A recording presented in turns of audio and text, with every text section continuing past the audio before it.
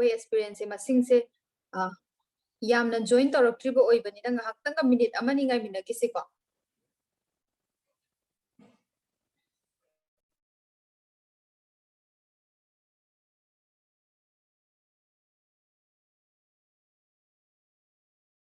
ꯑꯩꯈꯣꯏ ꯐꯦꯀꯜꯇꯤ ꯃꯔꯤꯃꯛ ꯌꯥꯎꯔꯦ ꯑꯗꯨꯒ ꯑꯦꯛꯁꯄꯤꯔꯤꯌꯦꯟ ꯈꯔꯁꯨ ꯑꯩꯈꯣꯏ ꯌꯥꯎꯔꯛꯑꯦ ꯍꯧꯖꯤꯛ ꯑꯗꯨ ꯄꯨꯂꯞꯄꯨꯅ 10ꯃꯨꯛ ꯁꯨꯔꯦꯀꯣ ꯑꯗꯨ ꯃꯌꯥꯝꯁꯦ ꯇꯥꯏꯃꯤꯡꯁꯤꯅꯔꯥ ꯅꯠꯇ꯭ꯔꯒꯅ ꯑꯣꯔꯤꯌꯦꯟꯇꯦꯁꯟꯁꯦ ꯊꯣꯏꯅ ꯃꯔꯨ ꯑꯣꯏꯗꯦ ꯈꯟꯕꯅꯔꯥ ꯀꯩꯅꯣ kaya yawngarakte group to swipe and message amadi leave tawkhreko adu aikoigise kaino oidoini huji oina sathagadorisi adum online platform oidoini aduna si hairiba online gi platform sida aikoisi mayam pulapuna haitarene sida yarakaduriba experience mayam aduga aikoigi faculty aikoi mariga punna adum makhatana yamna successful oina ba jangsinmina si haina ahan bo ina thamge aduga hujikse aikoigi sida yariba kaino singse yamdribanina experience singse yamdribanina Leo sprint kaino hand rise story question hangning ba lerga sudum yai ko aikoi hana mayam sura kanda loina aikoigi se kamain to gono haibagi description adum pirakani aduga maru oina online class sida aikoina subna khaki class na taba atoppa extra curricular yauri habatu sumayam khara yama kanda aikoi haininge ba ko aduna mi su yamdri sida sida hujik drama thoi haise koi mari lakthopraga di adum 7 8 sumaina oidoini ado self introduction round amtang hana tokthosira kai kai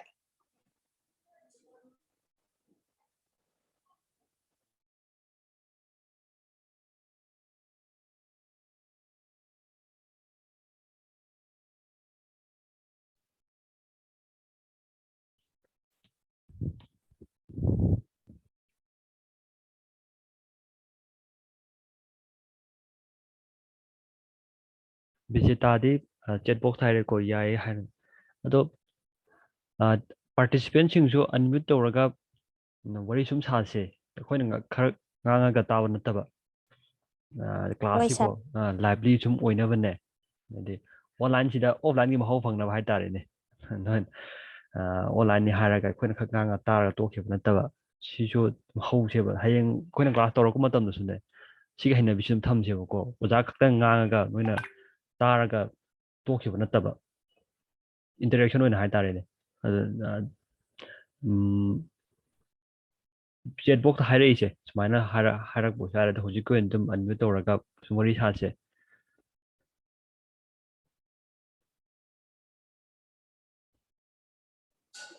ahan bagi oina hujik bijeta na su chat box ta harak pase khwaidagi hale bijeta kai college ta torakpa dagiti master na kai toba do hapet mayam dam tang thamsine ahan boina hoi miss aigi mingna bijeta koshna khuraining thabungdagini graduation je DM College of Arts ta economics honors ta tawre aduka master loijare master na Manipur University ta tawre okay thank you mathang su mathang hairakke ko chungkham chanchan Good morning, ma'am. Sorry. Good morning. I DM College of Arts the graduation lawyer hojikna kaino da DM MU the master tawjari 3rd semester. Okay. Mathang da Ifam Sultana.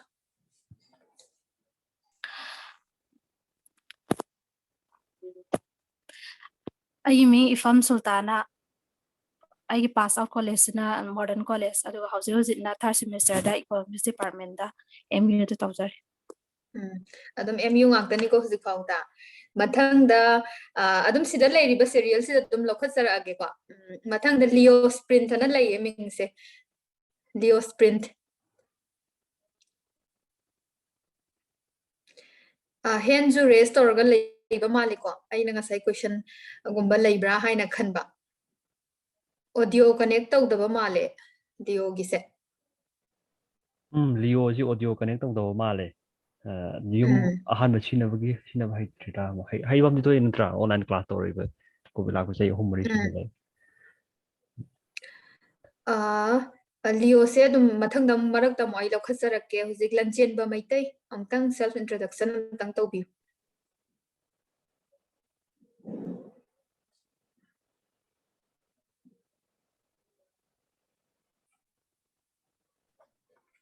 ꯂꯟꯆꯦꯟꯕꯒꯤ say voice ꯁꯦ ꯑꯩꯈꯣꯏ audible ꯑꯣꯏꯗ꯭ꯔꯦ ꯑꯗꯣ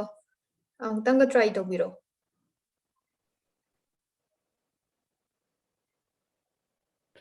unmute ꯇꯧꯋꯤ ꯃꯥꯏꯁꯦ microphone ꯌꯥꯗꯕ ꯑꯣꯏꯖꯥꯠꯂꯣ unmute ꯇꯧꯋꯦ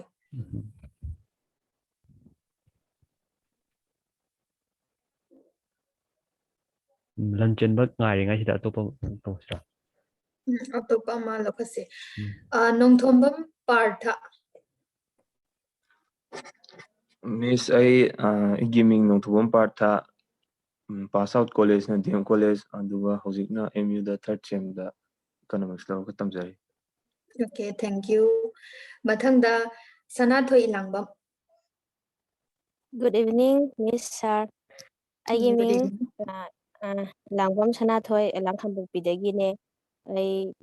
DM College of Arts ꯗꯒꯤ pass out ꯇꯧꯖꯔꯒ ꯍꯧꯖꯤꯛ MUꯗ 3rd semester Economics Department ꯇꯝꯖꯔꯤ okay okay thank U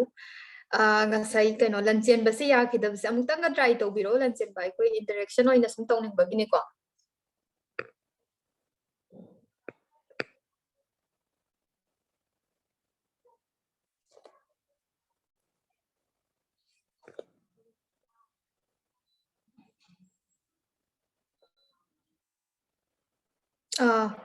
mic is not working ꯑꯅ ꯍꯥꯏꯔꯛꯑꯦ ꯂꯟꯆꯦꯟꯕꯒꯤꯁꯦꯀꯣ ꯑꯗꯨꯒ ꯂꯤꯑꯣ ꯁ꯭ꯄ꯭ꯔꯤꯟ ꯇꯥꯕꯤꯔꯒꯗꯤ ꯀꯩꯅꯣꯁꯨ ꯇꯧꯗꯕ ꯃꯥꯜꯂꯦꯀꯣ ꯀꯅꯦꯛ ꯇꯧꯗ꯭ꯔꯤꯕ ꯃꯥꯜꯂꯤ ꯑꯣꯗꯤꯑꯣꯁꯦ ꯍꯥꯏꯐꯦꯠꯇꯪ ꯆꯦꯛ ꯇꯧꯕꯤꯌꯣ ꯌꯥꯗ꯭ꯔꯒꯅ ꯉꯁꯤꯒꯤ ꯑꯣꯏꯅ ꯌꯥꯗ꯭ꯔꯦ ꯑꯗꯨꯒ ꯌꯥ ꯇꯥꯔꯒꯗꯤ ꯑꯝꯇꯪ ꯁꯦꯜꯐ ꯏꯟꯇ꯭ꯔꯗꯛꯁꯟ ꯑꯝꯇꯪ ꯇꯧꯍꯟꯅꯤ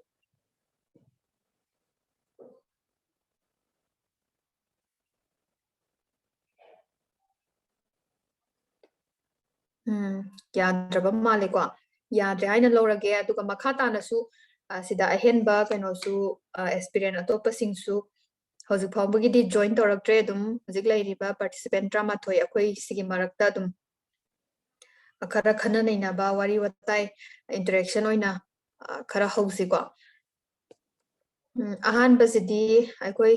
ओजा साइकोम सनाहलदगी हाना तासे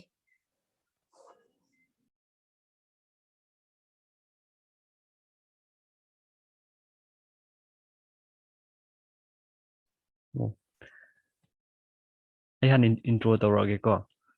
ꯑꯩꯒꯤ ꯃꯤꯡ ꯁꯥꯏꯈꯣꯝ ꯁꯅꯥꯍꯟꯕ ꯃꯉꯥꯡ ꯑꯩ ꯍꯧꯖꯤꯛ ꯃꯉꯣꯟꯒꯥꯝꯕꯤ ꯀꯣꯂꯦꯖꯇ ꯐꯦꯀꯜꯇꯤ ꯑꯣꯏꯔꯤ ꯁꯨꯃꯥꯏꯅ ꯃꯅꯤꯄꯨꯔꯗꯗꯤ ꯌꯥꯝꯅ ꯂꯩꯇꯦ ꯍꯥꯏꯇꯥꯔꯦꯀꯣ ꯄꯦꯄꯔ 2ꯒꯤ ꯀꯣꯆꯤꯡ ꯀ꯭ꯂꯥꯁ ꯇꯧꯕꯁꯦ ꯑꯇꯣꯞ ꯑꯇꯣꯞꯄ ꯈꯔꯗꯤ ꯂꯩ ꯑꯗꯨ ꯌꯥꯝꯅ ꯃꯔꯥꯡ ꯀꯥꯏꯕ ꯑꯣꯏꯗꯦ ꯑꯗꯨꯒ ꯐꯤꯁꯨ ꯑꯦꯐꯣꯔꯗꯦꯕꯜ ꯑꯣꯏꯗꯕ ꯍꯥꯏꯇꯥꯔꯦ ꯑꯗꯨꯗ ꯑꯩꯈꯣꯏ ꯈꯔ ꯄꯨꯟꯁꯜꯂꯒ ꯁꯨꯃꯥꯏꯅ MUꯒꯤ ꯔꯤꯁꯔꯁ ꯁ꯭ꯀꯣꯂꯔ ꯍꯥꯏꯇꯥꯔꯦ ꯑꯗꯨꯒ ꯑꯇꯣꯞꯄ ꯐꯦꯀꯜꯇꯤꯁꯨ ꯌꯥꯎꯔꯤꯀꯣ ꯁꯤ ꯈꯔ ꯄꯨꯟꯁꯜꯂꯒ ꯅꯦꯠ ꯑꯦꯛꯁꯄꯤꯔꯤꯌꯦꯟꯁꯁꯤꯡꯁꯦ ꯏꯀꯣꯅꯣꯃꯤꯛꯁ ꯅꯦꯠ ꯐꯥꯎꯕꯁꯨ ꯋꯥꯕꯅꯦꯕ ꯑꯗꯨꯒ ꯁꯤꯗ ꯃꯇꯦꯡ ꯄꯥꯡꯕ ꯑꯣꯏꯅ ꯁꯨꯃꯥꯏꯅ ꯄꯨꯟꯁꯜꯂꯒ ꯇꯟꯖꯥ ꯑꯃ ꯂꯧꯃꯤꯟꯅꯕꯅꯤ ꯑꯗꯣ ꯅꯣꯏꯁꯨ ꯃꯁꯤ ꯈꯨꯗꯣꯡꯆꯥꯕꯗꯤ ꯂꯧꯍꯧ ꯐꯥꯔꯁ ꯔꯥꯎꯟꯗ ꯁꯨꯃꯥꯏꯅ ꯍꯥꯏꯔ ꯂꯣꯏꯁꯤꯜꯂꯒꯦ अनौबा सुसंगे निरुपमा इलांगबम हाइदना Nirupama Elangbam welcome good evening अदुगा मयाम सिंगसिंग असै सिदा यारो सिंगसे सेल्फ इंट्रोडक्शन करंबा कॉलेज ता तमकपा यूनिवर्सिटी ना कायदा तौबा हाइबदो हाइबे समलपा अमा थम्मे अदो निरुपमा गिसु सेल्फ इंट्रोडक्शन अमतंग तौसी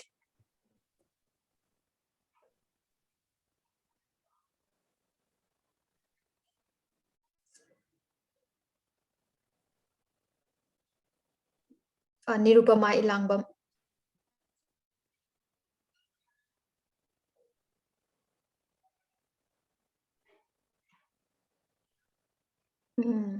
मथंग मरक तमुक सटका सरकेको फजना तादब्रा नत्रगा करिनोम लैबा माले प्रॉब्लम अमा को नखोइगे मरकता सुमाइना माइक सिनबा नुवाइति हारक तारगदि ꯆꯦꯠ ꯕꯣꯛꯁꯇ ꯍꯥꯏꯔꯛꯑꯣꯕꯀꯣ ꯑꯗꯨ ꯅꯣꯏꯅ ꯅꯨꯡꯉꯥꯏꯇꯕꯒꯤ ꯃꯔꯝꯗꯣ ꯍꯣꯔꯦꯟ ꯀꯣꯟꯅ ꯀ꯭ꯂꯥꯁꯁꯤ ꯂꯣꯏꯔ ꯃꯇꯨꯡꯗ ꯍꯥꯏꯇꯥꯔꯦ ꯑꯣꯔꯤꯌꯦꯟꯇꯦꯠ ꯄ꯭ꯔꯣꯒ꯭ꯔꯥꯝ ꯂꯣꯏꯔ ꯃꯇꯨꯡꯗ ꯄ꯭ꯔꯣꯕ꯭ꯂꯦꯝꯗꯨ ꯀꯩ ꯂꯩꯒꯦ ꯍꯥꯏꯕꯁꯤ ꯑꯩꯈꯣꯏꯒꯤ ꯑꯃꯨꯛ ꯈꯟꯅꯁꯦꯕ ꯑꯗꯩꯗꯤ ꯍꯌꯦꯡ ꯅꯣꯏꯅ ꯀ꯭ꯂꯥꯁ ꯌꯥꯎꯅꯤꯡꯉꯀꯥꯟꯗꯨꯗ ꯃꯈꯥ ꯇꯥꯕ ꯄ꯭ꯔꯣꯕ꯭ꯂꯦꯝꯗꯣ ꯊꯣꯛꯇꯅꯕꯒꯤꯗꯃꯛꯇ ꯑꯗꯨꯃꯥꯏꯅ ꯆꯦꯠ ꯕꯣꯛꯁꯇ ꯍꯥꯏꯍꯧ ꯇꯥꯔꯗꯤ ꯑꯩꯈꯣꯏꯗꯁꯨ ꯅꯣꯂꯦꯖ ꯑꯃ ꯂꯩꯍꯧꯔꯅꯦꯕ ꯑꯗꯨꯒ ꯅꯣꯏꯗ ꯄꯔꯁꯣꯅꯦꯜ ꯑꯣꯏꯅ ꯀꯟꯇꯦꯛ ꯇꯧꯔꯛꯀꯦꯕ ꯑꯗꯨ ꯄ꯭ꯔꯣꯕ꯭ꯂꯦꯝ ꯁꯨꯃꯥꯏ ꯁꯨꯃꯥꯏꯅ ꯇꯧꯕꯅꯤ ꯍꯥꯏꯕꯗꯣ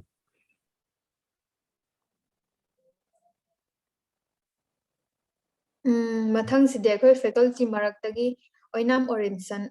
सेल्फ इंट्रोडक्शन अमतंग तौसी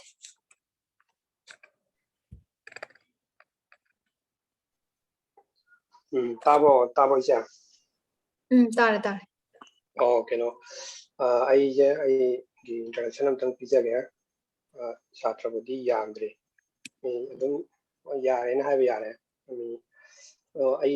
When I'm orimsan, Lakamna, Charpatagi. Ado we college the Satra Yam Yawe, then College of Arts Tagi. Ajo then College of Arts Tagi Lojarapani. I loit of Homaga, Sanan Ba, that's Nan Ba, the Genimla, Quemogoina, and Piasan Tagi Satra Antony, then College of Arts Loitame, do Yam Noi. Quay College Tagi, China, Quay Tinga Ija, when my China won't Pangija. Hiding was a Yamdi lady go. Dang Chan Chanadum Hirage. Shaking as a program and tip as a not tapping on the letter on the side. Although I know hiding was economics as I hide a 1,000 economics that net for young why. They gave no in the company, the English of our staff, people was asking Commando equally. When I was up paying a drop at the to give what he came to the tip of labor 3 and I die. And again, no in the thing around the COVID online guide, city. Our ma'am Rashida, no like she tam the other than Tamina, example passed of the other than one other in a book. Our ma'am, my own Rangani, although a coin hanging is in a sea orientation to reject. No, in a past on Bangamni, that Rangam we have it, I couldn't live with the table. A coin palm is the no in a second will ambija, a duke high gave never. I couldn't unbelievable that I couldn't see what that when it's minus at PI, she told me I do a wiggy, Kate Mamma Kanga, Legumatamda, I could hang Biraga, that Rapid Tana Biraga. When the Congress will senior ma'am lady, Adi Canada, away MU the like Tamba, MU the master to river, ya within a box, Satya within a no Puramani, scholar ma'am lady, away senior Aptene, a lady, Yaman Haitare, was asking lady. When a zoo, Moidi Tanaraga, when the Kangalo, they tired as a body Tanaraga, Mating Pange. Economic Catanatico, when a Mating Pang in a Queen Tozerija, when she groups Haitare, she Shamserijico. Aduna. Patok don't tell me as a Pamian, Kangba Kangdaba, Dino Kanga Latar, so Sharadum Toro, Kangzo Gaitare. The Mapung Hava music, which like what they will go. She got on high than a Lucian, Okata, the Moga Kaita. Yamna Samlapna or in Sanasu Yamna Marixum Nahaitar in some Targasuko, Wapam Matekara Tambire, Matang Sinamu, Equigi, Marishuba faculty, Equi Marie Manungsida, Marishuba, Norem Linda, so self introduction, review.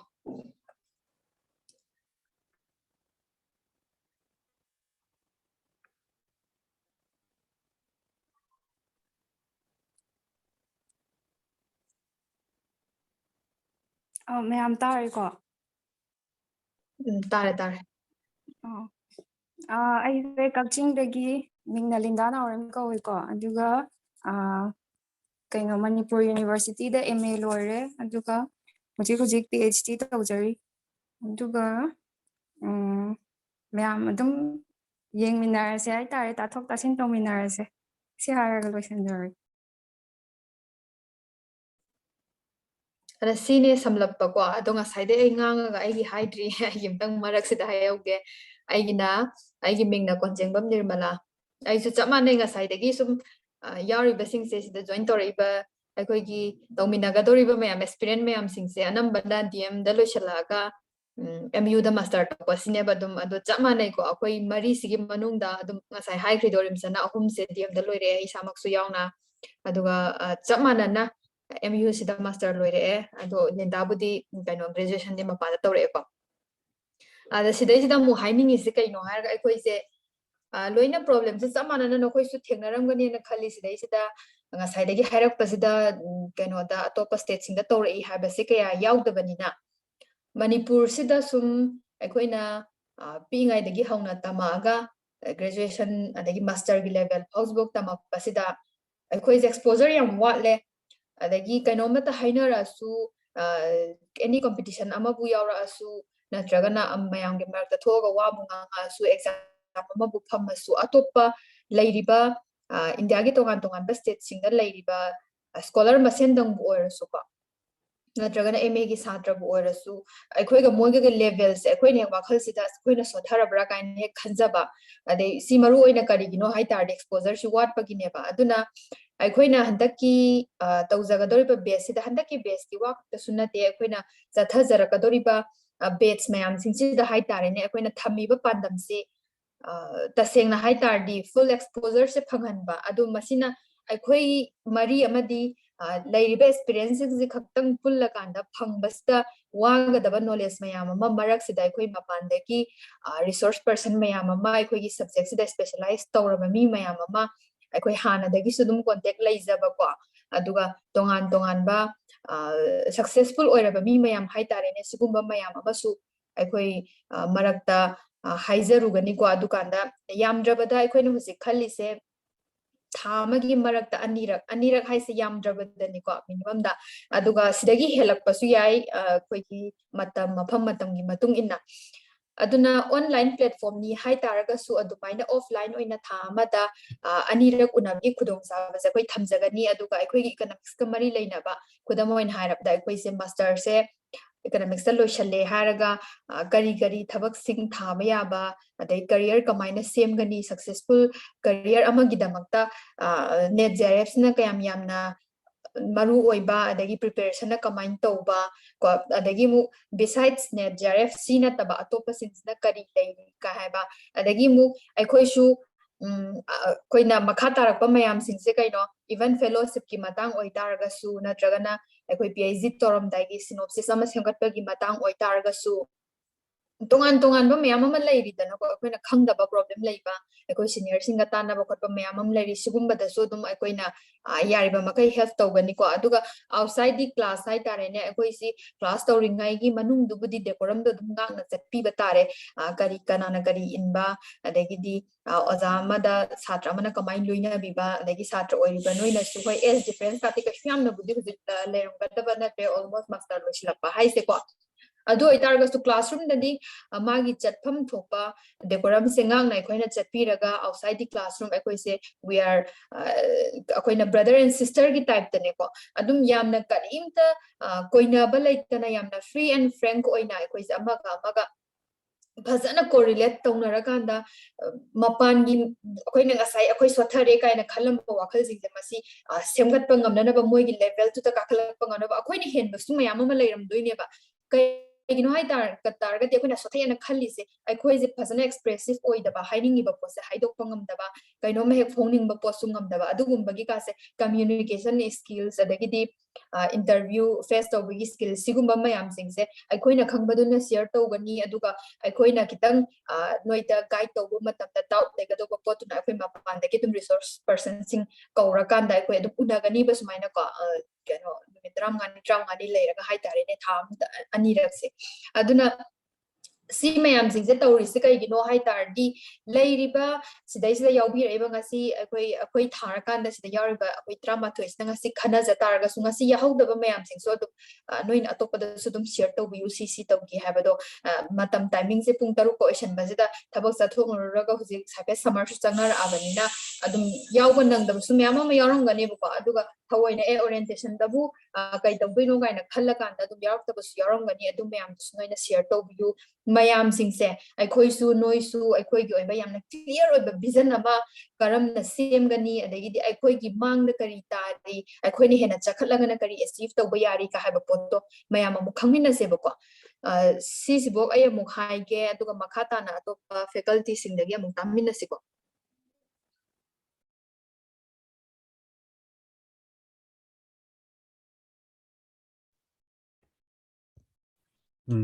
निर्मलाना याम मरिक तुमना याम detail on हाइतारे नोइगे तौरिबु तौतोय programme मतांगदबुदि हाइग्रे दो थोदोंना एनोमुक सप्लीमेंट तोनिङाइ लेते दो एना कितंग हाइनिंग हाइतारेको नेट जेआरएफ नतबा तो फेलोशिप हाइबा पनगिदना दो नोइना कंफ्यूज कनोबा नेट जेआरएफ सी की फेलोशिप नतबा तो पा ओबीसी की होइगेरा एसटी की होइगेरा दुगा तो international Indian social science study centre again तो मोगी फेलोशिप खरसु लेरिबा कोइगे नेट जेआरएफ नतबा सिगुम सिंसु लेबो तो सिगुम मतांग दो सु कोइदम खोइन खंगबो नॉलेज नोइदा मतेंग पांगे दुगा ꯇꯦꯠ JRF ꯅꯠꯇꯕ ꯑꯇꯣꯞꯄ ꯅꯣꯏꯅ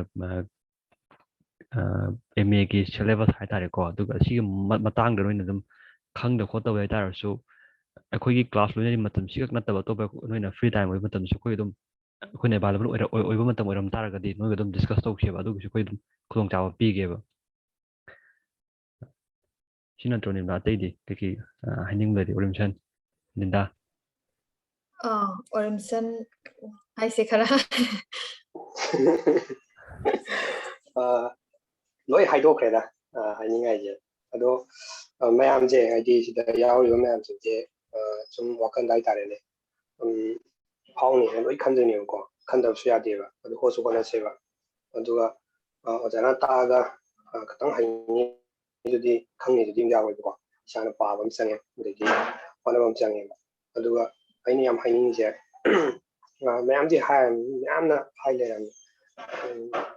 ꯇꯧꯗꯣꯏ ꯊꯕꯛꯁꯦ ꯑꯩꯒꯤ ꯄꯟꯊꯨꯡꯐꯝꯗ ꯎꯔꯒ ꯍꯣꯠꯅꯧꯅꯗꯤ ꯂꯣꯏ ꯍꯥꯏꯕꯅꯦ ꯑꯗꯨꯕꯨ ꯌꯥꯝ ꯐꯩꯌꯦꯕꯀꯣ ꯑꯗꯣ ꯑꯩꯈꯣꯏꯅ ꯍꯣꯠꯅꯔꯤꯁꯦ ꯍꯧꯖꯤꯛ ꯃꯣꯏ ꯃꯥꯁꯇꯔ ꯌꯧꯔꯦ ꯑꯗꯒꯤ ꯑꯩꯈꯣꯏꯒꯤ MUꯗ ꯂꯣꯏ ꯇꯝꯃꯤꯀꯣ ꯑꯌꯥꯝꯕꯅ ꯑꯗꯒꯤ ꯑꯣꯖꯥꯁꯤꯡ ꯍꯥꯏꯇꯥꯔꯦ ꯑꯩꯈꯣꯏ ꯂꯩꯔꯤꯕ ꯑꯣꯖꯥ MUꯗ ꯂꯩꯔꯤꯕ ꯑꯣꯖꯥꯁꯤꯡꯁꯦ ꯑꯩꯈꯣꯏ ꯇꯥꯛꯄꯤꯔꯛꯏ ꯉꯥꯛꯇꯅꯤ ꯃꯣꯏꯁꯨ ꯑꯗꯨꯝ ꯍꯥꯏꯅꯦꯕ ꯍꯌꯦꯡ ꯑꯩꯈꯣꯏ PhD ꯇꯧꯔꯝꯗꯥꯏ ꯇꯧꯔꯕ ꯃꯇꯨꯡꯗꯒ ꯑꯗꯨꯝ ꯍꯥꯏꯅꯦꯕ ꯑꯇꯣꯞꯄ ꯊꯕꯛꯇ ꯆꯠꯊꯣꯛꯄ ꯌꯥꯗꯕ ꯑꯗꯒꯤ PhD ꯇꯧꯔꯤꯁꯦ ꯁꯤꯗ ꯃꯥꯏꯄꯨꯅꯅ ꯇꯧ ꯀꯥꯟꯅ ꯍꯥꯏꯕ ꯍꯥꯏꯇꯥꯔꯦ ꯃꯇꯝꯗꯨꯗ ꯂꯥꯛꯇꯣꯏꯁꯦ ꯅꯣꯏꯗ ꯆꯍꯤ ꯌꯥꯝꯈꯠꯂꯛꯄꯒꯤ ꯄꯩꯁꯥ ꯊꯣꯛꯇꯕꯒꯤ ꯌꯨꯝꯅ ꯅꯣꯏꯗ ꯊꯥꯖꯕ ꯂꯩꯔꯛꯇꯕꯒꯤ ꯄ꯭ꯔꯣꯕ꯭ꯂꯦꯝ ꯃꯌꯥꯝ ꯊꯣꯛꯂꯛꯀꯗꯣꯏꯅꯦꯕ ꯑꯩꯈꯣꯏꯗ ꯍꯧꯖꯤꯛ ꯍꯧꯖꯤꯛ ꯊꯦꯡꯅꯔꯤꯕ ꯉꯥꯛꯇꯅꯦꯕ ꯁꯤ ꯃꯌꯥꯝꯁꯦ ꯊꯦꯡꯅꯩꯅꯤꯀꯣ ꯏꯆꯦ ꯑꯗꯒꯤ ꯁꯅꯥꯍꯟꯕ ꯂꯤꯟꯗꯥ ꯑꯩꯈꯣꯏ ꯃꯩ ꯌꯨꯝ ꯊꯦꯡꯅꯔꯤꯅꯦꯕ ꯍꯧꯖꯤꯛ ꯁꯤ ꯃꯌꯥꯝꯁꯦ ꯃꯣꯏꯁꯨ ꯍꯌꯦꯡ ꯊꯦꯡꯅꯔꯛꯈꯤꯗꯣꯏꯅꯦꯕ ꯑꯗꯣ ꯃꯌꯥꯝꯗ ꯁꯨꯝ ꯋꯥꯔꯤ ꯁꯥꯟꯅꯔꯤ ꯁꯤꯅꯦ ꯑꯩꯈꯣꯏ ꯍꯥꯏꯅꯤꯡꯉꯤꯁꯦ ꯑꯗ ꯑꯩꯅ ꯅꯝꯕꯔ 1 ꯍꯥꯏꯅꯤꯡꯉꯤꯁꯦ ꯀꯩꯅꯣ ꯍꯥꯏꯔꯒꯗꯤ ꯃꯥꯁꯇꯔ ꯂꯣꯏꯔꯅꯦꯕ ꯑꯗꯣ ꯃꯥꯁꯇꯔ ꯂꯣꯏꯔꯦ MA ꯂꯣꯏꯔꯦ ꯃꯥꯡꯉꯕ ꯑꯉꯥꯡ ꯑꯣꯏꯔꯦꯅ ꯍꯥꯏꯗꯣꯏꯅꯦꯕ ꯑꯩꯈꯣꯏꯁꯨ ꯑꯗꯨꯝ ꯍꯥꯏꯔꯛꯑꯦ ꯃꯣꯏꯁꯨ ꯑꯗꯨꯝ ꯍꯌꯦꯡ ꯍꯥꯏꯗꯣꯏꯅꯦꯕ ꯀꯔꯤꯃꯔꯝꯒꯤ ꯍꯥꯏꯗꯣꯏꯅꯣ ꯍꯥꯏꯇꯥꯔꯒꯗꯤ ꯊꯕꯛ ꯐꯪꯉꯣꯏꯀꯣ ꯅꯝꯕꯔ 1ꯗ ꯀꯩꯒꯤꯅꯣ ꯃꯅꯤꯄꯨꯔꯗ ꯄꯣꯛꯎꯕꯅꯤꯅ ꯊꯕꯛ ꯐꯪꯉꯣꯏ ꯍꯥꯏꯗꯤ ꯏꯟꯗꯤꯌꯥ ꯃꯅꯨꯡ ꯂꯩꯔꯨꯕꯒꯤ ꯑꯗꯣ ꯑꯩꯈꯣꯏ ꯀꯩꯗꯧꯒꯗꯒꯦ ꯁꯤꯅꯦꯕ ꯑꯩꯈꯣꯏꯅꯈꯟꯅꯕ ꯃꯊꯧ ꯇꯥꯔꯤꯁꯤꯗꯤ ꯑꯗꯒꯤ ꯃꯥꯁꯇꯔꯁꯦ ꯍꯦꯛ ꯂꯣꯏꯕꯒ ꯑꯩꯈꯣꯏ PhD ꯐꯪꯒꯗ꯭ꯔꯥ ꯍꯥꯏꯕꯒꯤ ꯀꯣꯏꯁꯟ ꯑꯃꯁꯨ ꯂꯩ ꯀꯩꯁꯨ ꯐꯪꯉꯣꯏꯕ ꯑꯗꯨꯁꯨ ꯃꯔꯥꯏꯕꯛ ꯐꯕ ꯃꯔꯥꯏꯕꯛ ꯆꯨꯝꯕ ꯑꯗꯒꯤ MA ꯍꯦꯛ ꯂꯣꯏꯕ PhD ꯍꯦꯛ ꯀꯧꯔꯛꯄ ꯃꯇꯝꯗ ꯆꯥꯅꯔꯨꯕ ꯂꯩꯗꯅ ꯑꯗꯨꯒꯨꯝꯕ ꯈꯔꯗ ꯇꯧꯕꯩ ꯋꯥꯅꯦꯕ ꯍꯦꯛ ꯐꯪꯉꯣꯏꯕ ꯐꯪꯗꯕꯅ ꯃꯤ ꯌꯥꯝ ꯊꯤ ꯌꯥꯝꯃꯤꯀꯣ ꯑꯗꯨꯒ ꯀꯧꯔꯛꯇꯣꯏ ꯁꯤꯠꯁꯤꯁꯨ ꯌꯥꯝꯕ ꯅꯠꯇꯦ ꯈꯖꯤꯛ ꯈꯛꯇꯅꯤ ꯑꯗꯨꯗ ꯃꯤꯗꯤ ꯃꯌꯥꯝꯅꯦꯕ ꯐꯨꯅꯗꯣꯏꯁꯦ ꯑꯗꯨꯅ ꯏꯁꯥꯁꯤꯗ ꯀꯩ ꯍꯥꯏꯅꯤ ꯅꯤꯡꯍꯟꯅꯗꯕ ꯍꯥꯏꯇꯥꯔꯦꯅꯦ ꯈꯜꯂꯁꯨ ꯈꯟꯗ꯭ꯔꯁꯨ ꯑꯩ ꯍꯣꯠꯅꯐꯝ ꯊꯣꯛꯄꯗꯤ ꯍꯣꯠꯅꯈꯤꯒꯅꯤ ꯍꯥꯏꯕꯗꯣ ꯁꯤ ꯍꯥꯟꯅ ꯊꯝꯍꯟꯅꯤꯡꯉꯦꯕꯀꯣ ꯑꯩꯅ ꯍꯥꯏꯅꯤꯡꯕꯁꯦ ꯈꯟꯗ꯭ꯔꯦ ꯍꯥꯏꯔ ꯇꯣꯛꯊꯣꯛꯈꯤꯕꯗꯨ ꯅꯠꯇꯕ ꯑꯩ ꯇꯧꯈꯤꯅꯤ ꯈꯟꯗ꯭ꯔꯤꯐꯥꯎ ꯑꯩ ꯍꯣꯠꯅꯈꯤꯅꯤꯅ ꯈꯟꯕꯗꯣ ꯑꯗꯨ ꯃꯊꯧ ꯌꯥꯝ ꯇꯥꯏꯌꯦꯅ ꯈꯜꯂꯦ ꯁꯨꯝ ꯋꯥꯈꯟꯗꯣ ꯍꯟꯖꯗꯅꯕꯅꯤꯀꯣ ꯑꯩ ꯍꯥꯏꯁꯦ ꯑꯗꯒꯤ ꯍꯧꯖꯤꯛ ꯃꯥꯁꯇꯔ ꯇꯧꯔꯤꯕ ꯀꯥꯡꯕꯨꯁꯤꯡꯁꯦ 3rd ꯁꯦꯃꯤꯁꯇꯔ ꯀꯥꯏꯔ ꯍꯥꯏꯔꯤꯕ ꯃꯌꯥꯝꯁꯤꯡꯁꯦ ꯃꯣꯏꯗ ꯍꯧꯖꯤꯛ ꯂꯩꯔꯝꯗꯣꯏꯁꯦ ꯑꯦꯛꯖꯥꯝꯒꯤ ꯀꯟꯅ ꯃꯊꯥ ꯁꯥꯕ ꯑꯃꯁꯨꯡ ꯂꯩꯔꯝꯒꯅꯤ ꯍꯧꯖꯤꯛ ꯍꯥꯏꯇꯥꯔꯦ ꯑꯗꯣ ꯈꯪꯉꯦꯕꯀꯣ ꯊꯦꯡꯅꯔꯝꯗꯣꯏꯕ ꯑꯋꯥꯕꯗꯣ ꯑꯩꯈꯣꯏꯁꯨ ꯊꯦꯡꯅꯔꯛꯑꯦꯕ ꯅꯦꯠꯀꯤꯕꯨ ꯄꯥꯒꯗ꯭ꯔꯥ ꯑꯗꯒꯤ ꯁꯦꯃꯤꯁꯇꯔ ꯑꯦꯛꯖꯥꯝꯒꯤꯕꯨ ꯄꯥꯒꯗ꯭ꯔꯥ ꯃꯌꯥꯝ ꯊꯦꯡꯅꯔꯝꯒꯅꯦꯕ ꯑꯗꯣ ꯀꯩꯁꯨ ꯌꯥꯝ ꯀꯟꯅ ꯃꯊꯥ ꯁꯥꯔꯨꯅꯨ ꯅꯦꯠꯀꯤꯁꯨ ꯅꯣꯡꯃꯗ ꯄꯨꯡ 2 3 ꯊꯥꯗꯕꯤꯌꯨ ꯌꯥꯝꯗ꯭ꯔꯕꯗ 2 ꯊꯥꯗꯕꯤꯌꯣ ꯑꯗꯒꯤ ꯑꯩꯈꯣꯏ ꯃꯔꯤꯅꯁꯨ ꯍꯥꯏꯇꯥꯔꯦꯅꯦ ꯑꯉꯝꯕ ꯂꯦꯚꯦꯜꯗ ꯃꯇꯦꯡ ꯄꯥꯡꯖꯒꯦ ꯑꯩꯈꯣꯏꯒꯤ ꯑꯣꯖꯥꯅꯦꯁꯨ ꯈꯟꯕꯤꯒꯅꯨ ꯅꯪꯒꯤ ꯕ꯭ꯔꯗꯔꯅꯤ ꯅꯪꯒꯤ ꯁꯤꯁꯇꯔꯅꯤ ꯏꯆꯦꯅꯤ ꯏꯕꯨꯡꯅꯦꯅ ꯏꯌꯥꯝꯕꯅꯦꯅ ꯈꯟꯕꯤꯌꯨ ꯃꯇꯦꯡ ꯄꯥꯡꯉꯁꯦ ꯑꯗꯒꯤ ꯁꯦꯃꯤꯁꯇꯔꯒꯤꯗꯨꯁꯨ ꯇꯧꯗ ꯌꯥꯄꯣꯠꯇꯦ ꯍꯌꯦꯡ ꯑꯗꯨ ꯐꯦꯜ ꯑꯣꯏꯇꯥꯔꯒꯗꯤ ꯅꯦꯠ ꯐꯥꯎꯋꯦ ꯍꯥꯏꯇꯥꯔꯒꯁꯨ ꯀꯩꯝꯇ ꯀꯥꯟꯅꯕ ꯅꯠꯇꯦ ꯍꯥꯏꯖꯔꯤꯁꯤꯕꯣꯀꯣ ꯅꯦꯠ ꯐꯥꯎꯔꯦ ꯑꯩꯗꯤ ꯑꯗꯣ ꯃꯥꯁꯇꯔꯗꯤ ꯀ꯭ꯂꯤꯌꯥꯔ ꯇꯧꯍꯧꯗ꯭ꯔꯦꯅ ꯍꯥꯏꯕꯗꯣ ꯑꯗꯨ ꯌꯥꯝ ꯊꯤꯅ ꯅꯤꯡꯉꯝꯗꯕꯅꯤ ꯊꯦꯡꯅꯕꯩꯅꯤꯀꯣ ꯑꯩꯅ ꯍꯥꯏꯖꯔꯤꯁꯦ ꯑꯗꯨꯅ ꯁꯦꯃꯤꯁꯇꯔ ꯑꯦꯛꯖꯥꯝꯗꯨꯁꯨ ꯌꯥꯝ ꯃꯔꯨ ꯑꯣꯏ ꯑꯗꯩ ꯑꯩꯈꯣꯏꯁꯨ ꯑꯩꯈꯣꯏꯒꯤ ꯑꯉꯝꯕ ꯂꯦꯚꯦꯜꯗ ꯍꯣꯠꯅꯔꯛꯀꯦ ꯑꯩꯈꯣꯏꯁꯨ ꯑꯉꯝꯕ ꯂꯦꯚꯦꯜꯗ ꯍꯣꯠꯅꯔꯛꯑꯣ ꯑꯗꯨꯒ ꯑꯩꯈꯣꯏ ꯃꯌꯥꯝꯁꯦ ꯑꯗꯒꯤ ꯁꯤꯗ ꯂꯩꯔꯤꯕ ꯃꯌꯥꯝꯁꯦ ꯍꯥꯏꯇꯥꯔꯦꯅꯦ ꯃꯅꯤꯄꯨꯔꯁꯤꯗ ꯑꯑꯣꯟꯕ ꯍꯥꯏꯇꯥꯔꯦ ꯑꯑꯣꯟꯕ ꯑꯝꯇꯪꯗꯤ ꯇꯧꯅꯕ ꯍꯣꯠꯅꯖꯦ ꯍꯥꯏꯕꯁꯦ ꯁꯤ ꯊꯝꯖꯒꯦ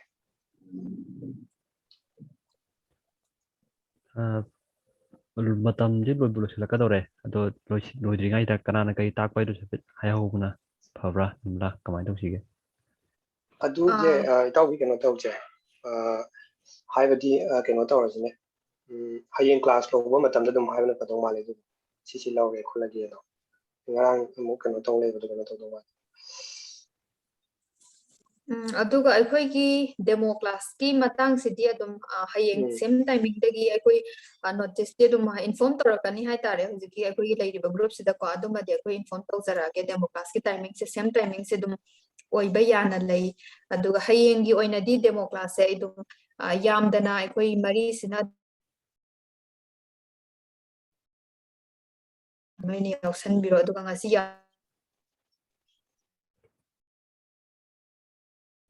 ꯌꯥꯍꯧꯗꯕ ꯑꯗꯒꯤ ꯑꯃꯨꯛ ꯍꯥꯏꯅꯤꯡꯕ ꯑꯃ ꯂꯩꯕ ꯅꯦꯠꯁꯤ ꯃꯌꯥꯝꯒ ꯌꯦꯡꯅꯕ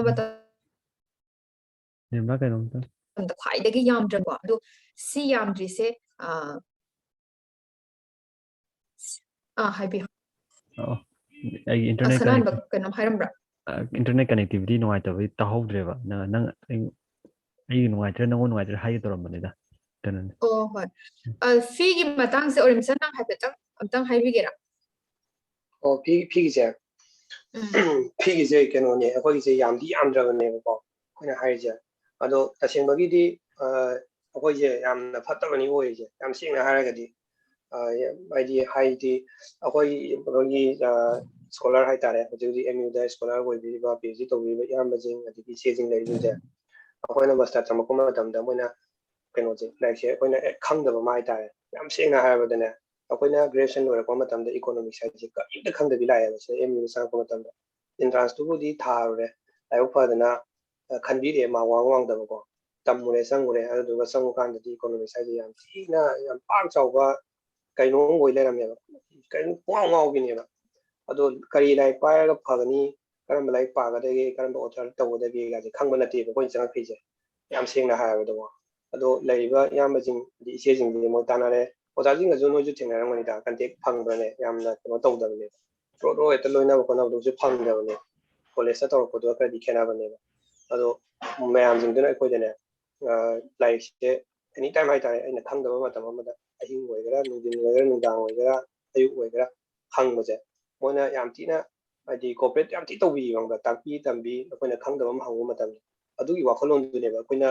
ꯁꯤꯒꯤ ꯀꯩꯅꯣꯁꯦ ꯂꯥꯛꯏꯁꯦ ꯍꯥꯏꯇꯥꯔꯦꯅꯦ ꯑꯗꯨꯒ ꯐꯤ ꯂꯧꯔꯤꯁꯦ ꯀꯔꯤꯒꯤ ꯂꯧꯔꯤꯅꯣ ꯍꯥꯏꯇꯥꯔꯒꯗꯤ ꯅꯣꯏꯁꯨ ꯃꯇꯝ ꯃꯥꯡꯉꯤꯅꯤ ꯑꯩꯈꯣꯏꯁꯨ ꯃꯇꯝ ꯆꯞ ꯃꯥꯟꯅꯅ ꯃꯥꯡꯃꯤꯟꯅꯔꯤꯅꯦꯕ ꯍꯥꯏꯗꯤ ꯑꯣꯖꯥ ꯑꯅꯤ ꯀꯩꯅꯣ ꯇꯧꯔꯤꯅꯤ ꯑꯗꯒꯤ ꯏꯇꯥꯎ ꯁꯅꯥꯟꯗꯀꯣ ꯑꯗꯒꯤ ꯂꯤꯟꯗꯥ ꯀꯣꯂꯦꯖꯀꯤ ꯑꯣꯖꯥ ꯉꯥꯛꯇꯅꯤ ꯑꯗꯒꯤ ꯏꯆꯦ ꯅꯤꯔꯃꯂꯥ ꯃꯥꯒꯤ ꯊꯕꯛ ꯔꯦꯗꯤꯑꯣꯒꯤ ꯊꯕꯛ ꯌꯥꯝ ꯆꯤꯜꯂꯤꯅꯤ ꯆꯞ ꯃꯥꯟꯅꯅ ꯑꯩꯒꯤꯁꯨ ꯑꯇꯣꯞꯄ ꯊꯕꯛ ꯑꯗꯨꯝ ꯂꯩꯖꯔꯤꯅꯦꯕ ꯑꯗꯣ ꯀꯥꯏꯊꯣꯛꯅꯔꯒ ꯅꯣꯏꯒꯤꯁꯨ ꯃꯇꯝ ꯀꯥꯏꯊꯣꯛꯃꯤꯟꯅꯔꯒ ꯑꯩꯈꯣꯏ ꯃꯌꯥꯝꯁꯦ ꯄꯨꯟꯅ ꯇꯧꯃꯤꯟꯅꯔꯁꯦ ꯁꯤ ꯊꯕꯛꯁꯤꯃꯗꯤ ꯃꯥꯏ ꯄꯥꯛꯅꯕ ꯍꯣꯠꯅꯃꯤꯟꯅꯔꯁꯦ ꯍꯥꯏꯔ ꯆꯪꯁꯤꯜꯂꯛꯏꯅꯦꯕꯀꯣ ꯑꯗꯨꯅ ꯑꯩꯈꯣꯏꯅ ꯇꯧꯔꯤꯁꯤꯗꯤ ꯑꯃꯅ ꯑꯃꯗ ꯔꯦꯁꯄꯦꯛ ꯄꯤꯅꯕꯗꯣ ꯍꯥꯏꯇꯥꯔꯦꯅꯦ ꯑꯗꯨ ꯈꯛꯇꯒꯤꯅꯦꯕ ꯑꯩꯈꯣꯏꯅ ꯊꯝꯖꯔꯤꯕ ꯄꯩꯁꯥꯁꯦ ꯍꯥꯏꯇꯥꯔꯦ ꯂꯨꯄꯥ 3,000 ꯊꯝꯃꯤꯕ ꯑꯗꯒꯤ ꯁꯤꯗꯩ ꯃꯅꯨꯡꯗ ꯄꯤ ꯇꯥꯔꯒꯗꯤ 2,250ꯗ ꯌꯥꯕ ꯀꯥꯟꯗ ꯂꯩꯖꯔꯤꯁꯦ ꯑꯗꯣ ꯃꯤꯁꯤꯡꯅ ꯑꯗꯨꯝ ꯈꯟꯅꯕ ꯌꯥꯎꯋꯦꯕ ꯑꯗꯨꯝ ꯍꯥꯏꯔꯛꯄꯁꯨ ꯌꯥꯎꯋꯦꯕ ꯀꯩ ꯍꯥꯏꯔꯛꯀꯦꯗ ꯅꯣꯏꯅ ꯇꯧꯗꯣꯏꯗꯣ ꯀꯅꯥ ꯀꯅꯥ ꯇꯧꯗꯣꯏꯅꯣ ꯄꯩꯁꯥꯗꯣ ꯌꯥꯝ ꯌꯥꯝꯗꯦꯅꯦ ꯑꯗꯩ ꯃꯤꯅ ꯁꯨꯃꯥꯏꯅ ꯎꯕ ꯌꯥꯏꯅꯦ ꯑꯗꯨꯅꯤꯅꯦ ꯃꯌꯥꯝ ꯍꯥꯏꯕ ꯌꯥꯎꯋꯦꯕꯀꯣ ꯑꯗꯣ ꯍꯥꯏꯖꯁꯅꯨ ꯀꯩꯁꯨ ꯀꯥꯏꯗꯦꯕ ꯅꯣꯏꯅ ꯈꯜꯂꯝ ꯇꯥꯔꯒꯁꯨ ꯑꯗꯨꯅꯦꯕ ꯑꯩꯅ ꯁꯦꯡꯗꯣꯛꯆꯔꯤꯁꯦ ꯍꯥꯏꯇꯥꯔꯦ ꯑꯩꯈꯣꯏ ꯄꯩꯁꯥꯁꯦ ꯃꯌꯥꯝ ꯂꯧꯕ ꯌꯥꯏ ꯑꯗꯨꯕꯨ ꯂꯧꯅꯤꯡꯗꯦ ꯀꯔꯤ ꯃꯔꯝꯒꯤ ꯑꯩꯈꯣꯏꯁꯦ ꯂꯣꯏ ꯋꯥꯏꯑꯦꯕ ꯑꯩꯈꯣꯏ ꯂꯣꯏ ꯋꯥꯏ ꯂꯩꯔꯤꯕ ꯐꯤꯕꯝꯁꯤꯡꯁꯤꯗ ꯂꯣꯏ ꯋꯥꯅꯔꯝꯒꯅꯤ ꯑꯩꯈꯣꯏꯁꯨ ꯋꯥꯏ ꯅꯣꯏꯁꯨ ꯂꯣꯏ ꯋꯥꯅꯔꯝꯒꯅꯦꯕ ꯑꯗꯨꯅ ꯃꯌꯥꯝꯅ ꯌꯥꯕ ꯃꯑꯣꯡꯗ ꯍꯥꯏꯇꯥꯔꯦꯅꯦ ꯁꯤ ꯑꯣꯏꯇꯥꯔꯒꯗꯤ ꯁꯤ ꯆꯥꯡꯁꯤ ꯑꯣꯏꯇꯥꯔꯒꯗꯤ ꯌꯥꯏ ꯑꯩꯈꯣꯏꯒꯤꯁꯨ ꯅꯣꯏꯒꯤꯁꯨ ꯌꯥꯏꯀꯣ ꯁꯤꯗꯤ ꯑꯗꯨꯗꯨꯒ ꯀꯔꯤꯒꯨꯝꯕ ꯈꯔ ꯄꯤ ꯀꯔꯤꯒꯨꯝꯕ ꯈꯔ ꯑꯃ ꯑꯩꯕꯨ ꯇꯥꯛꯄꯤ ꯇꯝꯕꯤꯔꯤꯕꯗꯨꯗ ꯑꯩꯅ ꯀꯩꯅꯣꯝꯃꯇꯪ ꯄꯤꯖ ꯇꯥꯔꯒꯗꯤ ꯄꯤ ꯇꯥꯔꯒꯗꯤ ꯑꯣꯖꯥꯗꯨꯅꯁꯨ ꯅꯠꯇ꯭ꯔꯒ ꯅꯪꯒꯤ ꯕ꯭ꯔꯗꯔꯁꯤꯅꯁꯨ ꯀꯩꯅꯣꯝ ꯈꯟꯕꯗꯣ ꯍꯥꯏꯇꯥꯔꯦ ꯅꯣꯏꯅꯁꯨ ꯑꯩꯒꯤꯁꯨ ꯁꯤꯃ ꯇꯧꯔꯤꯕꯅꯤ나 ꯃꯇꯝꯁꯦ ꯃꯥꯡꯅ ꯑꯩꯁꯨ ꯀꯥꯏꯊꯣꯛꯑꯒ ꯍꯣꯠꯅꯖꯔꯒꯦ ꯈꯜꯂꯛꯄ ꯑꯣꯖꯥꯗꯨꯅꯁꯨ ꯃꯣꯏꯅ ꯑꯩꯉꯣꯟꯗ ꯀꯩꯒꯨꯝꯕ ꯈꯔꯁꯨ ꯇꯧꯕꯤꯔꯤ나 ꯑꯗꯨꯒꯤ ꯔꯤꯂꯦꯁꯟꯁꯤꯞꯇꯣ ꯁꯥꯒꯠꯅꯕ ꯍꯣꯠꯅꯕꯅꯦꯕ ꯇꯁꯦꯡꯅ ꯃꯟꯇꯤꯛꯅꯕ ꯅꯠꯇꯦꯕ ꯑꯩꯈꯣꯏꯅ ꯇꯧꯖꯔꯤꯁꯦ ꯑꯗꯨꯅ ꯂꯩꯕꯤꯔꯤꯕ ꯃꯌꯥꯝ ꯍꯥꯏꯇꯥꯔꯦꯀꯣ ꯄꯥꯔꯇꯤꯁꯤꯄꯦꯟꯁꯤ ꯂꯩꯕꯤꯔꯤꯕ ꯃꯌꯥꯝꯁꯤꯡꯁꯦ ꯂꯣꯏꯗꯤ ꯂꯣꯏꯁꯜꯂꯛꯑꯦꯀꯣ ꯉꯁꯥꯏ ꯑꯗꯣ ꯍꯥꯏꯕꯤꯔꯣ ꯅꯣꯏꯅꯁꯨ ꯀꯩ ꯍꯥꯏꯅꯤ ꯉꯁꯥꯏꯒꯤ ꯍꯥꯏꯔꯤꯕ ꯃꯌꯥꯝꯁꯤꯡꯁꯤꯗ ꯀꯔꯤ ꯈꯜꯂꯤꯒꯦ ꯑꯗꯒꯤ ꯁꯨꯝ ꯀꯩ ꯍꯥꯏꯅꯤ ꯑꯩꯈꯣꯏꯅ ꯇꯧꯍꯟꯅꯤꯡꯕ ꯃꯑꯣꯡꯁꯨ ꯍꯥꯏꯇꯥꯔꯦ ꯂꯩꯔꯒꯗꯤ ꯍꯥꯏꯐꯦꯠ ꯁꯖꯦꯁ ꯑꯝꯇꯪ ꯁꯠ ꯌꯥꯝ ꯊꯨꯕ ꯃꯑꯣꯡꯗꯅꯦ ꯈꯤꯇꯪ ꯀꯩꯅꯣ ꯇꯧꯕꯤꯔꯝꯃꯣ ꯍꯥꯏꯇꯥꯔꯦ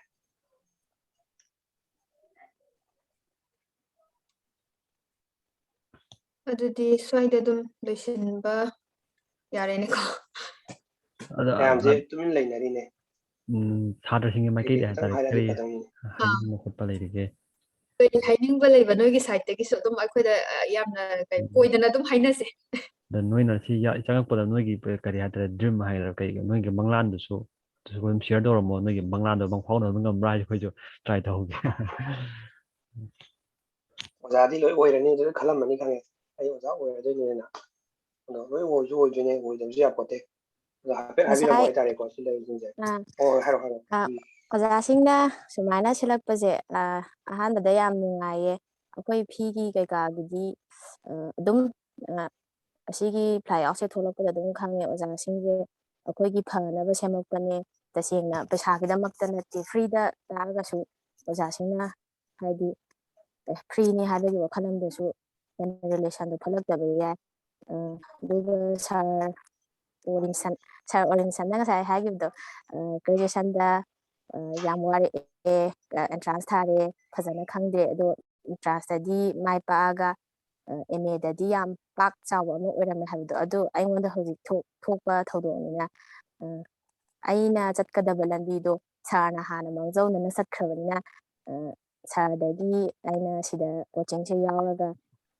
यामना कनो फजबा रेस्पॉन्स अमा फंगनेना आई हौजिक हाइदि कोचिंग जिगी लेसी लेक्चर चितारुबदगी अदुदुमा खंगे अदुगा मिस अनि देगी सर अनिसु scholar ngata oire dadi MU da su laibani online oijar taragasu akoi MU da laiba satrani hostel da laibagi yam khudong saba mana anytime akoina khangdaba matamda miska sarga adum available oigani amadi phone da su anytime hangbiro ukhobiro na habibado adu yam nungaija adu thamjage akoi khangragasu sarda dadi mista yam koidana adum icheni ibung khalaga adum call tawjarake adum hangjarake khangdaba yam lay याय अदुगी खुदोंग चाबदसु पुलब दम लौमिनसे अदगी कनो Partha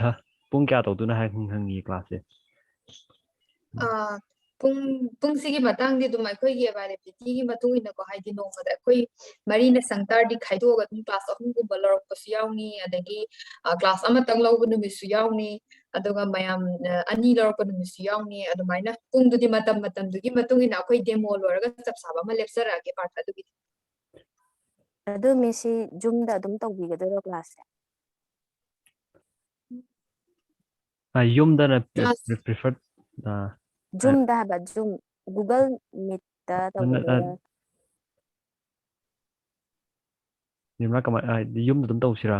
trying to application ꯖꯨꯝꯗ ꯑꯗꯨꯝ ꯖꯨꯝꯁꯤꯅ ꯑꯍꯥꯟꯕ ꯑꯩꯈꯣꯏꯒꯤ first ꯑꯣꯞꯁꯟꯁꯦ ꯖꯨꯝ ꯑꯣꯏꯅ ꯊꯝꯃꯁꯦ ꯑꯗꯨꯒ ꯑꯇꯣꯞꯄ ꯑꯗꯨꯝ ꯒꯨꯒꯜ ꯃꯤꯠꯀꯨꯝꯕ ꯀꯩꯒꯨꯝꯕꯁꯤꯅ ꯑꯩꯈꯣꯏꯅ ꯅꯨꯡꯉꯥꯏꯔꯛꯇꯕ ꯃꯇꯝꯗ ꯑꯗꯨꯃꯥꯏꯅ ꯁꯦꯀꯦꯟꯗꯔꯤ ꯑꯣꯏꯅ ꯊꯝꯁꯦꯀꯣ ꯃꯇꯝꯗꯨꯒꯤ ꯌꯦꯡꯁꯦꯕ ꯍꯥꯏꯗꯤ ꯅꯨꯡꯉꯥꯏꯕꯗꯣ ꯑꯗꯨꯝ ꯑꯩꯈꯣꯏꯗ ꯀꯟꯚꯤꯅꯤꯌꯦꯟ ꯑꯣꯏꯕ ꯅꯣꯏꯒ ꯑꯩꯈꯣꯏꯒꯗ ꯄꯨꯂꯞ ꯑꯣꯏꯃꯤꯟꯅꯕꯗꯣ ꯑꯗꯨꯃꯥꯏꯅ ꯌꯦꯡꯁꯦ ꯍꯣꯏ ꯃꯤꯁ ꯖꯨꯝ ꯏꯟꯁꯇꯣꯜ ꯇꯧꯍꯧꯗꯕ ꯀ꯭ꯂꯥꯁ ꯌꯥꯎꯕ ꯅꯪꯍꯧꯗ꯭ꯔꯦꯅ ꯍꯥꯏꯔꯛꯄ ꯑꯗꯨꯒꯤ hoine sijo ꯍꯣꯏ ꯑꯗꯣ ꯑꯩꯈꯣꯏ ꯔꯦꯀꯣꯔꯗꯤꯡ ꯂꯩꯔꯒꯗꯤ ꯑꯗꯨꯝ ꯒ꯭ꯔꯨꯞꯇꯁꯨ ꯑꯩꯈꯣꯏ ꯔꯦꯀꯣꯔꯗꯤꯡꯁꯦ ꯑꯣꯔꯤꯌꯦꯟꯇꯦꯁꯟꯒꯤꯁꯦ ꯑꯗꯨꯝ ꯁꯤꯌꯔ ꯇꯧꯔꯛꯄ ꯌꯥꯕ꯭ꯔꯥ ꯍꯥꯏꯅꯁꯨ ꯌꯦꯡꯁꯤ ꯁꯅꯥꯅ hoi yengsi ꯑꯗꯨꯗꯤ ꯂꯣꯏꯁꯤꯟꯕ ꯌꯥꯔꯕ ꯂꯣꯏꯁꯟꯕ ꯌꯥꯗꯧ ꯃꯥꯜꯂꯦ ꯑꯩ ꯃꯊꯟꯇ ꯇꯠꯈ꯭ꯔꯅꯤ ꯍꯣꯏ ꯑꯗꯨꯗꯤ ꯍꯌꯦꯡ ꯑꯃꯨꯛ ꯊꯦꯡꯅꯔꯁꯤꯀꯣ ꯑꯩꯈꯣꯏ ꯄꯥꯎ ꯍꯣꯗꯣꯔꯛꯑꯒꯦ ꯊꯦꯡꯛ ꯌꯨ एवरीवन ꯌꯥꯎꯕꯤꯕꯒꯤꯀꯣ Thank you, Miss. Thank you, sir. Thank you, Miss. Thank you, sir. okay welcome